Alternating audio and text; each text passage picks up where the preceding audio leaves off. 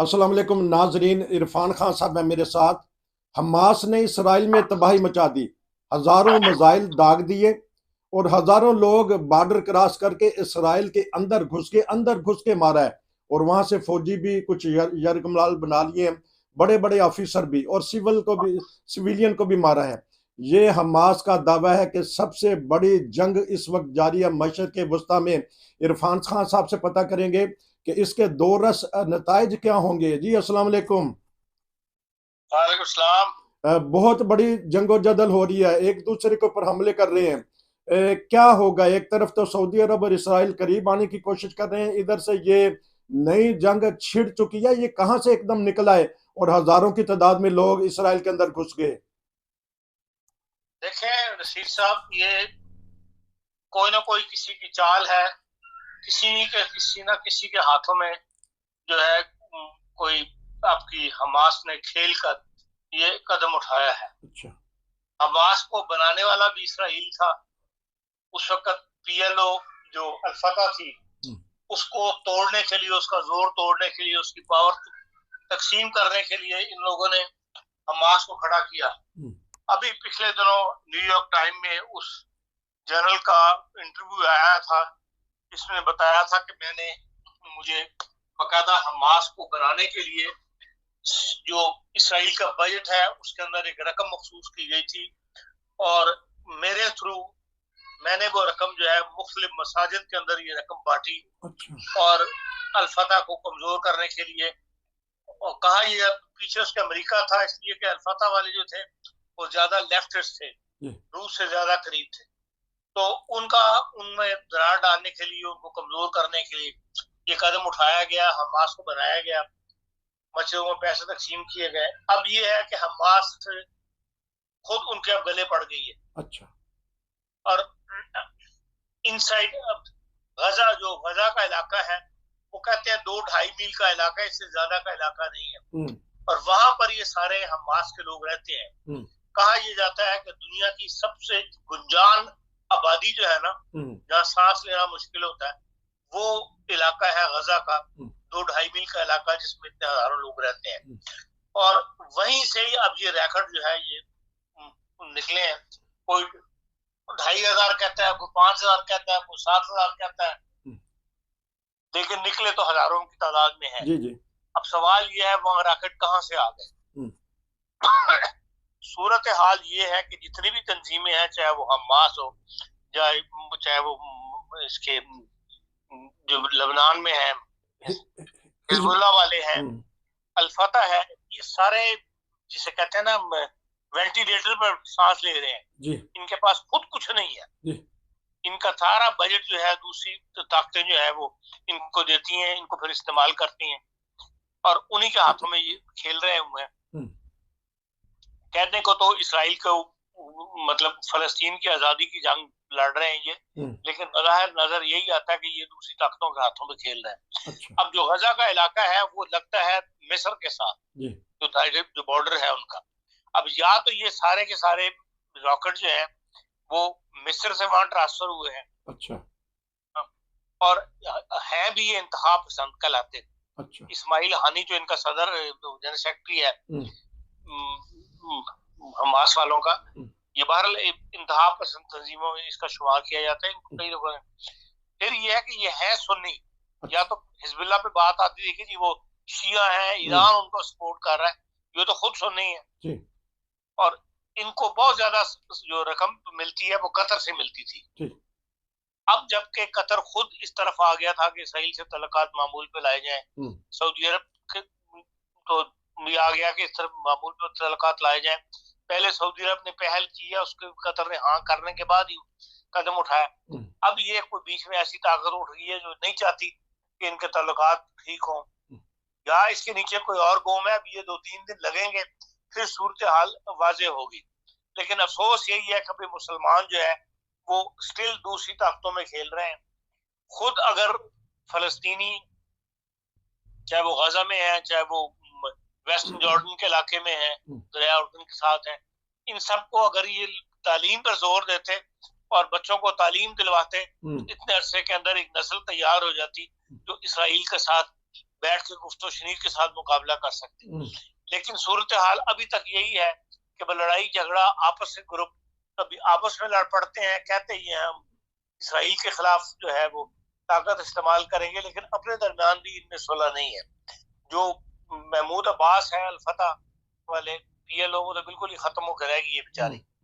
और अब ये दो ग्रुप खड़े हुए हैं, हमास है जो सुन्नियों का है और हिजबुल्लाह है जो शियों का ग्रुप है।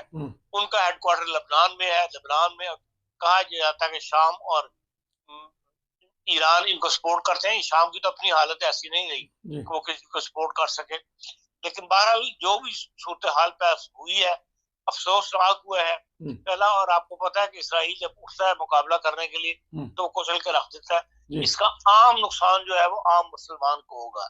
एक कॉमन आदमी जो इस जंगो जदल से अमन चाहता है, सुकून से रहना चाहता है, उनका सुकून जो है वो बर्बाद होगा।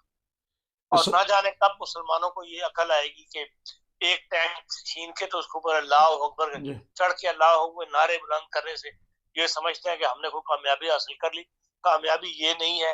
कामयाबी ये है कि आप जो कोशिशें हो रही हैं, अब दुनिया इकट्ठी हो रही है और जिसे कह डीपली इस वक्त काम किया जा रहा है फलस्तीन के मसले को हल करने के लिए। उस मसले को हल होने दें और ये जंगो जदल की जो जिहाद है इसको जो है इससे हाथ रोक लें, तो फिर तो मुसलमानों को कुछ फायदा हो जाएगा। लेकिन इस वक्त बहरहाल जो कैफियत पैदा हो गई है इसने मामलात को बिगाड़ने में किरदार अदा करना है। इस्लामी दुनिया बटी हुई है, इस पर आऊंगा, लेकिन ये बताइएगा कि ये तो सरप्राइज तो है ना इसराइल के हमारे अंदर घुस गए और मोटरसाइकिलों पे उन्होंने फिर फिल्में भी बनाई और रॉकेट भी बरसाए, टैंकों पे चढ़ के, जिस तरह आपने कहा सारी दुनिया ने फिल्में देख ली। दहशत तो एक दफा कायम कर दी ना कि ये अल्लाह तो इस दहशत का रिजल्ट क्या निकलेगा? अच्छा, ये दिखना चाहिए। इसका रिजल्ट उल्टा निकलेगा। वो उनको पीस के रख देगा। लेकिन मैं पता नहीं इसराइल के वजीर आजम का ये वो आदमी है जो म्यूनिख की कॉन्फ्रेंस के अंदर जहाज का टुकड़ा हाथ में पकड़ के आया था। ये देखो ये जहाज हमने गिराया है जो ईरान का हमारे अंदर आया था हमला करने के लिए। ये तो मुसलमानों का सख्त दुश्मन और पागल जुनून की हद तक जो है मुसलमानों की मुखालफत करता है। ये आप समझते हैं आराम से बैठ जाएगा।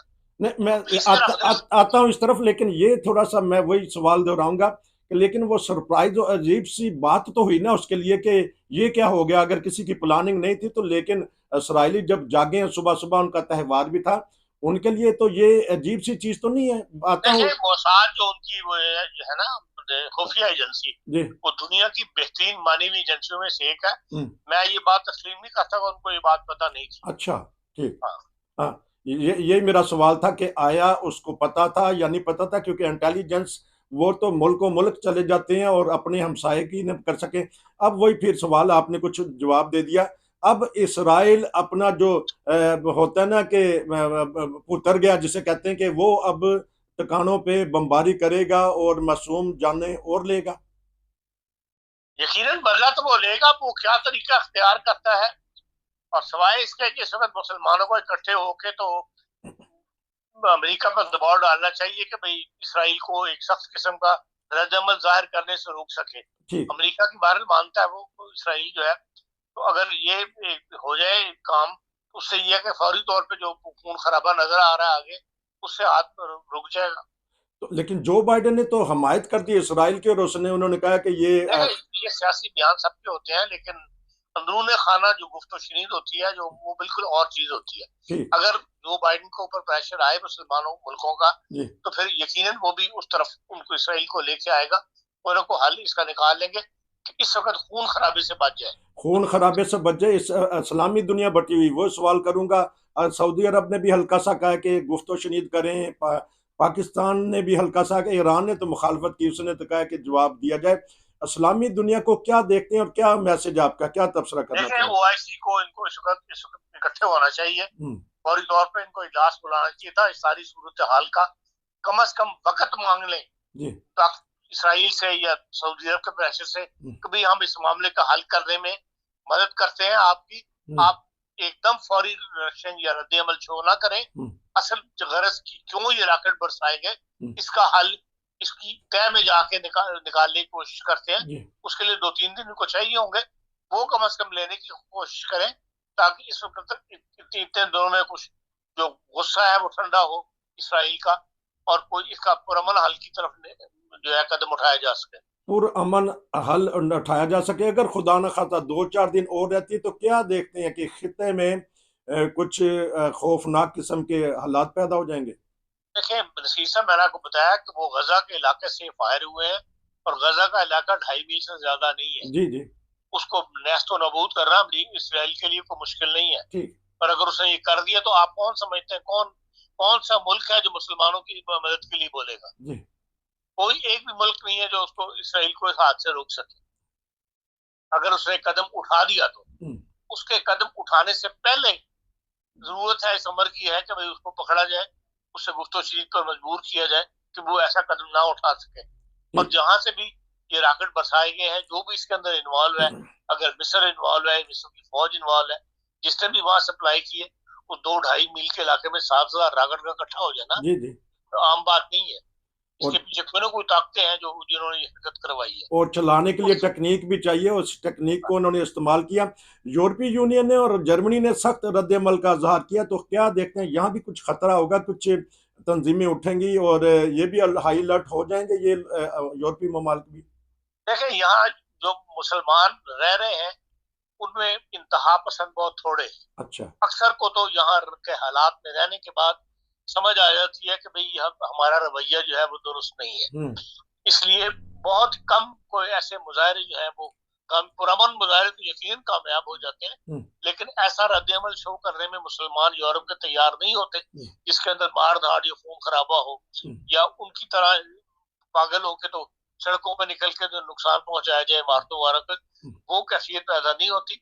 लेकिन यह है कि हर मुसलमान मुल्क जो मुल्कों में रह रहे हैं यूरोप में, वो एक प्रेशर डेवलप करने के लिए कोई ना कोई इजासात या कोई मुजाहरे वगैरह यकीन करते हैं और करने चाहिए, ताकि इस खून खराबे से बचा जाए। खून खराबे से बचा जाए। इरफान खान साहब तबसरा कर देते। नाजरीन, हम पाकिस्तान की सूरत हाल और जर्मनी के इलेक्शन के बारे में एक और प्रोग्राम करेंगे, क्योंकि लंबे प्रोग्राम हो जाते हैं। दोस्त यही कहते हैं कि मुख्तसर प्रोग्राम किया कर जाए। 12-13 मिनट का हमने मशरिक़ वस्ता में जो तब्दीलियां पैदा हो रही हैं, इरफान खान साहब कह रहे हैं कि इसके पीछे कोई ना कोई हाथ ज़रूर है। तो हमारा दूसरा प्रोग्राम भी देखेगा जिसमें हम दूसरी आलमी सतह के ऊपर और मुल्क की सतह के ऊपर तबसरा करेंगे। आपका बहुत शुक्रिया, आपने अहम मौजू पे गुफ्तगू की। नसीर को इजाज़त दीजिए। अस्सलाम वालेकुम।